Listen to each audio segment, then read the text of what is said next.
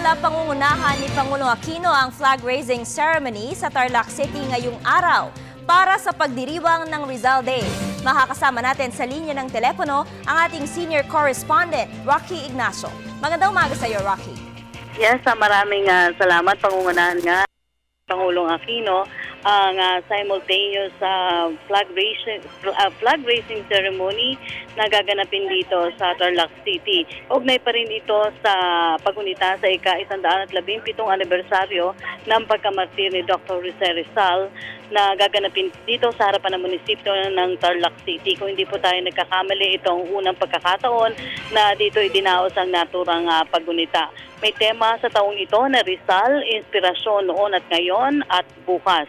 Sa pahayag ni Communications Secretary Sunny Coloma, sinabi nito na hangad ng Pangulo na sariwain ng lahat ang naging sakripisyo ni Rizal upang ipamulat sa mga Pilipino ang pagkakaroon ng tunay na kasarinlan. Sinabi ito ni Secretary Coloma sa tanong kung bakit dito ginanap sa Tarlac City ang pagunita. Sa paliwanag ng kalihim, wala namang pinipiling lugar ang pagkilala sa kabayanihan ni Rizal. Samantala ngayong araw din, pinalala ng Malacanang na umiiral ang Republic Act 229 na nagbabawal sa pagdaraos ng pangunahing sugal katulad ng sabong, horse racing at hayalay bilang pagrespeto na rin sa pagunita ng araw ni Rizal. Nakapaloob din dito ang paglalagay sa half-mast ng bandila sa lahat ng vessels at half-staff sa lahat ng public buildings.